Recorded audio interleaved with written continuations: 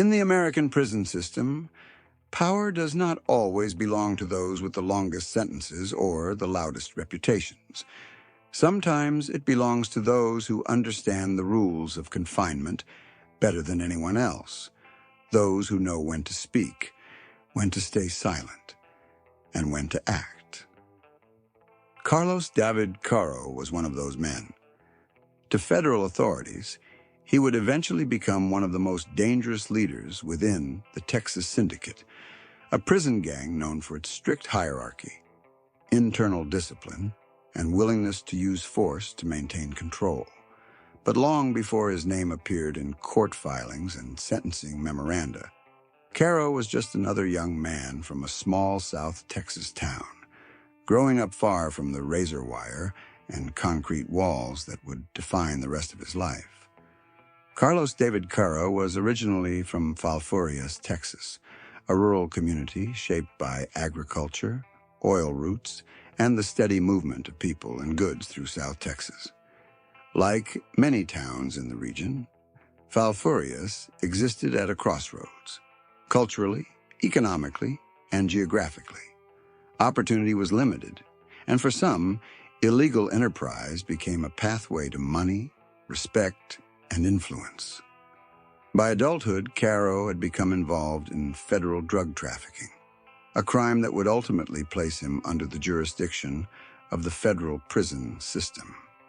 When he was convicted and sentenced to 30 years in federal prison, it was assumed by many that his criminal trajectory had reached its end point.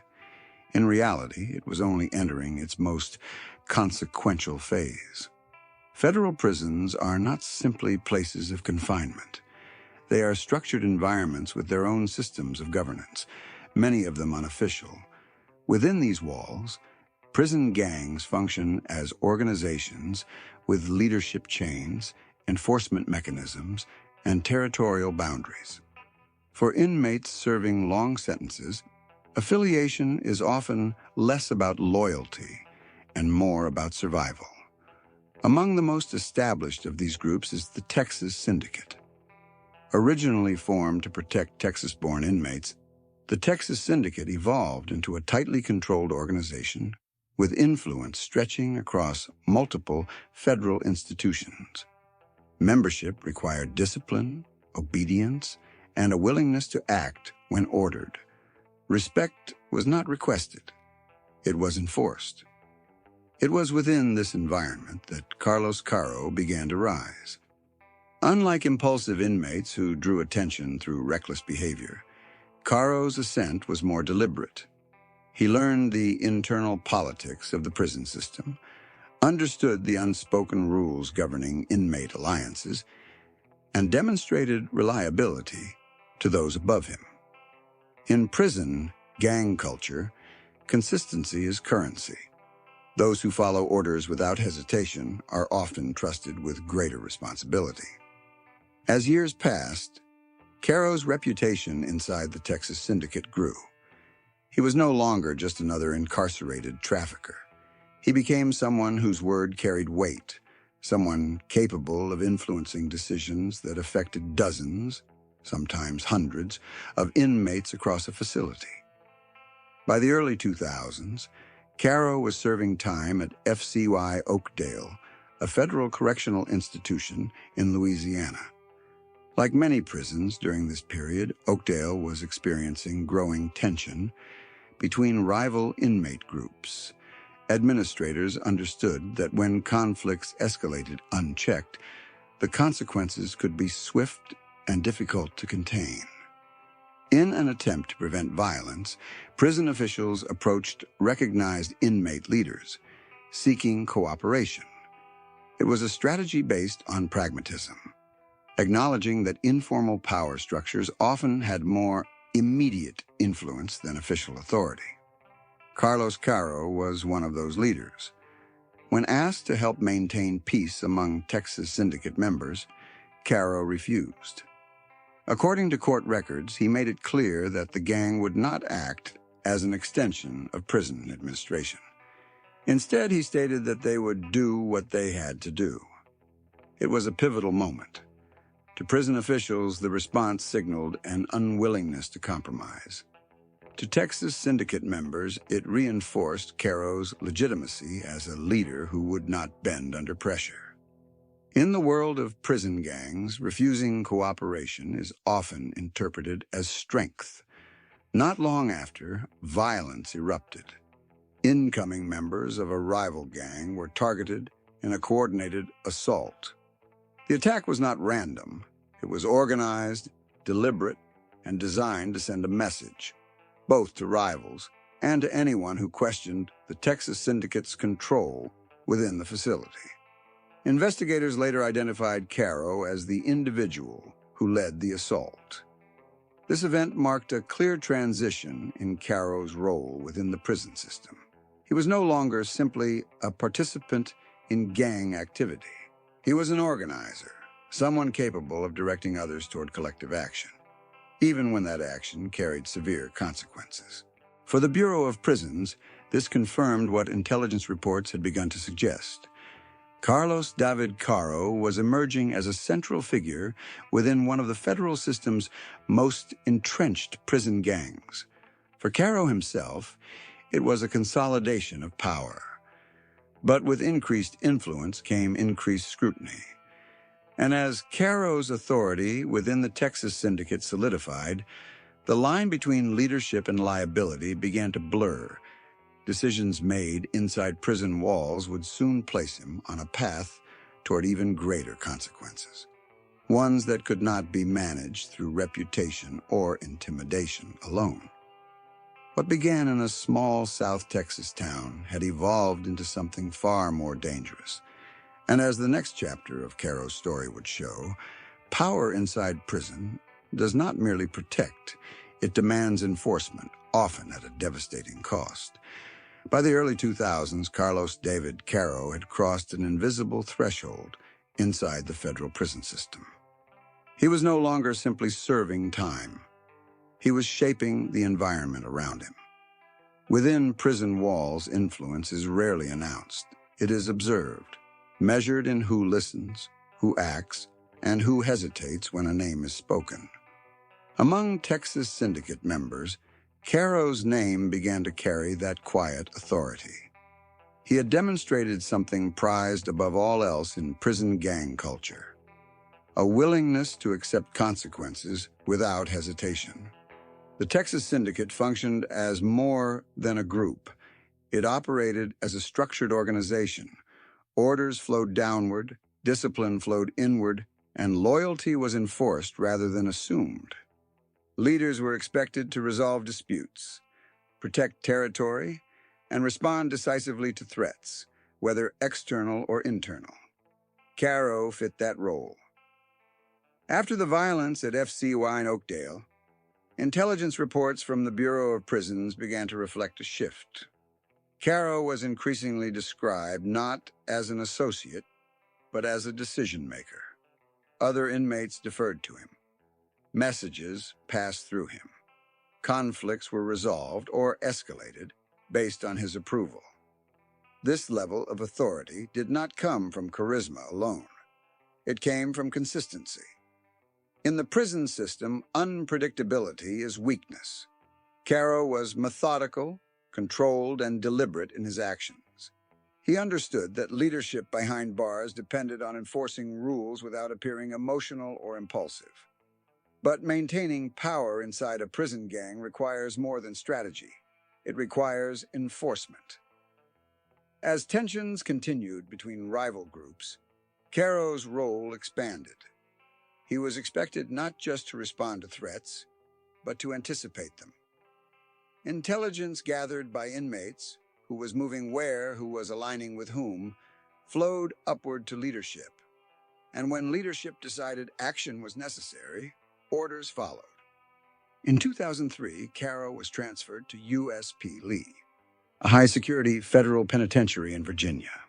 Facilities like USP Lee housed inmates serving long sentences, many with violent histories. The stakes inside these institutions were higher, and the margin for error was smaller. It was here that Caro's authority would be tested in a different way. Inside prison gangs, loyalty is not optional. Members are expected to follow directives precisely, and perceived violations, real or imagined, are treated as threats to the entire organization. Discipline serves a symbolic purpose. It reinforces the idea that the group is larger than any individual. At USP Lee, fellow Texas Syndicate member Ricardo Benavidez became the focus of that discipline.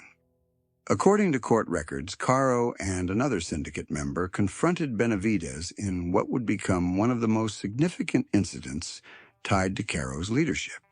The confrontation escalated into a brutal assault. Using improvised weapons, Benavidez was stabbed 29 times. The attack did not result from a spontaneous argument. Investigators concluded it was deliberate, an act of internal enforcement. The number of wounds underscored the message being sent, not just to the victim, but to every member watching from a distance. Inside prison culture, such acts are rarely personal. They are procedural. The assault on Benavidez sent a clear signal. Rules would be followed, and authority would not be questioned. For the Texas Syndicate, it reinforced cohesion through fear. For Caro, it further cemented his position as a leader willing to authorize or personally carry out extreme measures. But violence inside federal prisons does not exist in isolation. Every incident adds weight to an inmate's institutional profile. Investigators document patterns. Prosecutors take note. And each act narrows the path forward. After the Benavidez assault, Caro's status changed in another way. He was no longer viewed solely as a gang leader. He was increasingly seen as a central figure in ongoing institutional instability. His movements were monitored more closely. His communications drew attention. Yet within the Texas Syndicate, these developments were interpreted differently. Increased scrutiny from authorities often enhances a leader's reputation among inmates. It reinforces the belief that the individual is influential enough to be considered a threat by the system itself. This paradox, where institutional concern becomes inmate validation, is a defining feature of prison gang dynamics. For Caro, the cycle continued. As 2003 progressed, tensions within USP Lee remained high. The environment was volatile, shaped by overcrowding, long sentences, and the constant pressure of confinement. In such conditions, minor disputes can escalate rapidly, especially when layered atop rigid hierarchies and expectations of respect. It was during this period that Caro would become involved in an incident that would alter the trajectory of his life permanently, one that moved beyond gang enforcement and into the realm of federal capital prosecution.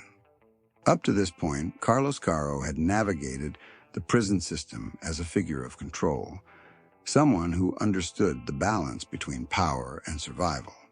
But the next act of violence would cross a line that could not be managed through influence alone. And once crossed, there would be no return. Inside high-security federal prisons, power is never static. It must be reinforced constantly, not just against rival groups, but from within. For leaders of prison gangs, the greatest threat is often not an external enemy. It is perceived weakness. By mid-2003, Carlos David Caro's authority within the Texas Syndicate was well established. He had survived transfers, scrutiny, and internal disputes. But leadership in a prison gang comes with an unrelenting expectation. Control must be absolute, and respect must be unquestioned. At USP Lee, that expectation would lead to a series of events that revealed how fragile and how dangerous such power could become. The federal penitentiary housed some of the most entrenched figures in the prison system. Inmates serving decades, sometimes life, lived under constant tension. Cells were small, privacy was non-existent. And in this environment, minor conflicts could quickly be interpreted as deliberate challenges. Caro was assigned a cellmate, Roberto Sandoval. To outside observers, cell assignments are logistical decisions.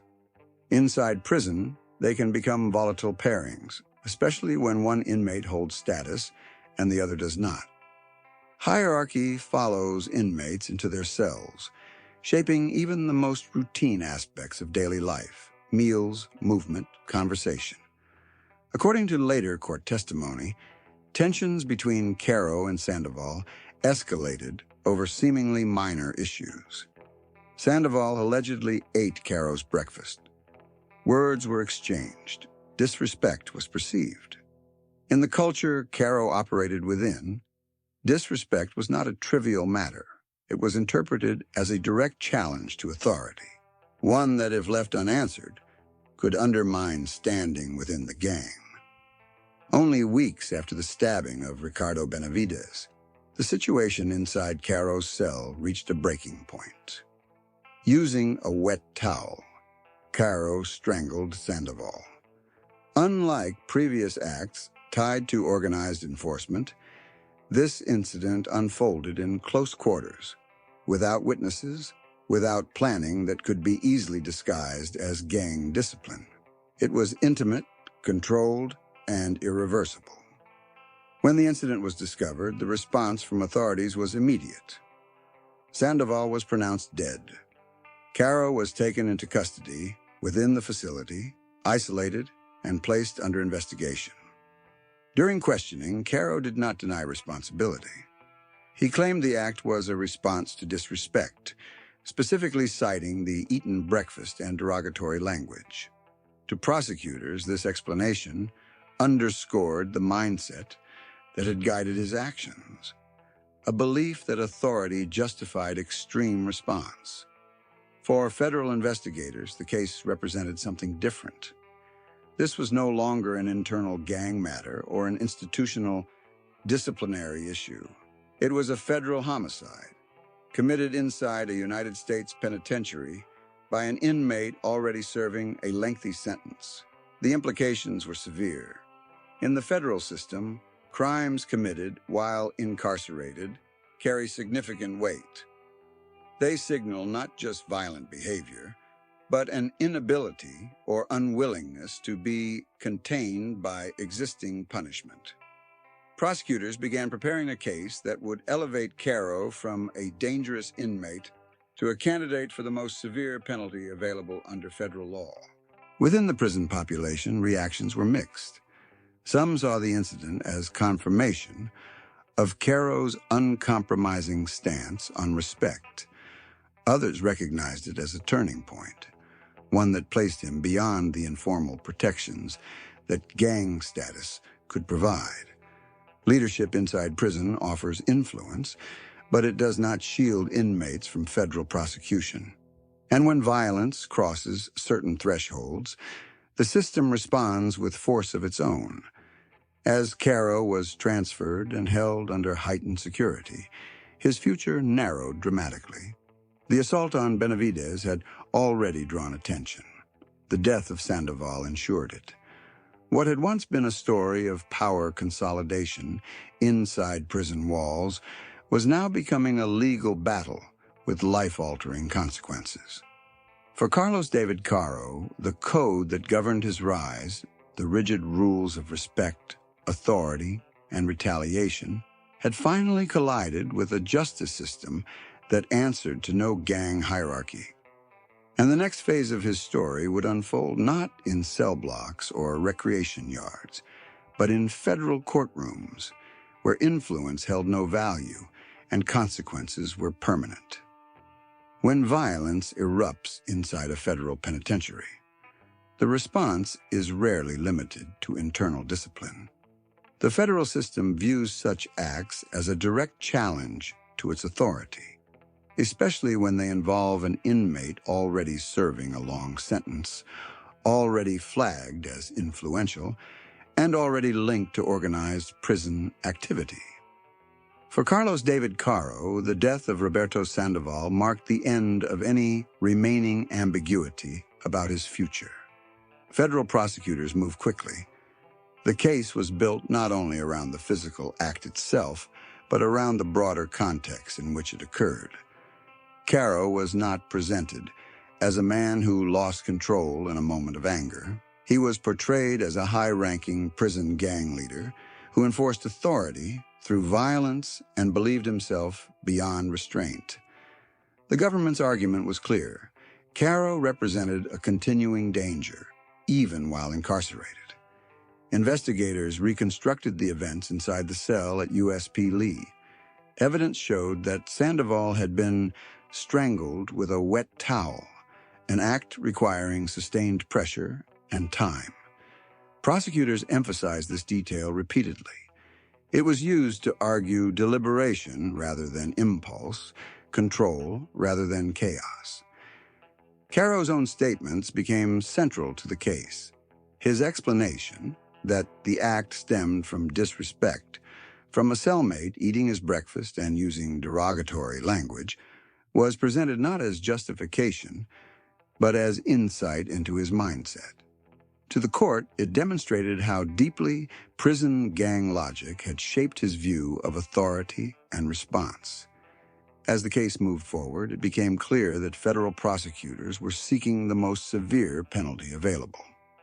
In 2007, after trial proceedings and sentencing hearings, Carlos David Caro was sentenced to death for the killing of Roberto Sandoval. The sentence placed Caro among a small number of federal inmates condemned for acts committed behind prison walls. It was an extraordinary outcome, reserved for cases where the government believed no other punishment could ensure safety or accountability. For Caro, the sentence marked a dramatic shift. The power he had once wielded inside the Texas Syndicate was now irrelevant. On death row, hierarchy dissolves. Influence shrinks. Time becomes the dominant force. Caro was transferred into the federal death row system, where isolation is routine and movement is limited. Communication is monitored. Days follow a rigid structure, stripped of the informal authority that once defined his identity. But while his physical world contracted, the legal battle expanded. Caro's defense team filed a series of appeals, challenging both the conviction and the sentence. These appeals raised procedural issues, evidentiary arguments, and constitutional claims, including objections to the application of the death penalty in his case. Years passed as the appeals worked their way through the courts. In 2018, one of the most significant challenges reached the Fourth Circuit Court of Appeals. The court reviewed the arguments carefully, examining trial records, jury instructions, and sentencing standards. In the end, the court upheld Caro's death sentence, rejecting the claims raised by his legal team. The ruling reinforced the finality of the original judgment. For federal prosecutors and victims' advocates, it affirmed that the sentence had been lawfully imposed. For Caro, it closed yet another door. As time moved on, Caro remained on death row, his case largely settled in the eyes of the courts. The Texas Syndicate, meanwhile, continued to function without him, adapting to new leadership and shifting prison dynamics. Caro's name faded from day-to-day prison intelligence reports, replaced by newer figures and emerging conflicts. Yet his case remained a reference point, an example of how far prison violence could escalate and how decisively the federal system could respond. Then, years later, the landscape changed. In late 2024, amid a broader review of federal death row cases, President Joe Biden commuted several death sentences. Among them was Carlos David Caro's. The commutation converted his death sentence to life imprisonment without the possibility of release. The decision did not overturn Caro's conviction. It did not erase the acts that led to his sentence. Instead, it altered the form of punishment, removing execution from the equation while ensuring permanent incarceration. For Caro, it meant survival. For the system, it marked a shift in how ultimate punishment would be carried out. But even with the commutation, the weight of Caro's actions and their consequences remained unchanged. The courts had spoken. The sentence had been altered. But the story was not yet complete. Because the final question remained. What legacy does a man like Carlos David Caro leave behind? Inside a prison system that shaped him and a gang that once depended on his authority. As of January 2026, Carlos David Caro remains incarcerated within the federal prison system, serving life imprisonment. The sentence is absolute. There are no parole hearings on the horizon, no release dates to calculate. Time now stretches forward without definition. For a man whose identity was once built on control, influence, and hierarchy, this form of punishment carries its own weight. Life imprisonment removes the finality of execution, but it also removes any remaining illusion of agency. Each day follows the next with mechanical certainty. Movement is limited. Contact is regulated. Authority, once enforced through fear and loyalty, is reduced to compliance with institutional routine. Caro's commutation in late 2024 placed his name briefly back into public view. For some, the decision raised questions about justice and accountability. For others, it reflected a broader shift in how the federal government views capital punishment. What the commutation did not do was change the record. Carlos David Caro remains convicted of the killing of Roberto Sandoval, remains linked to the assault on Ricardo Benavides, and remains identified by federal authorities as a high-ranking leader of the Texas Syndicate during a period of sustained prison violence. The sentence may have changed, but the history has not. Inside the prison system, legacies are measured differently. For current Texas Syndicate members, Caro's story serves as both caution and example. His rise demonstrates how influence can be built even while confined.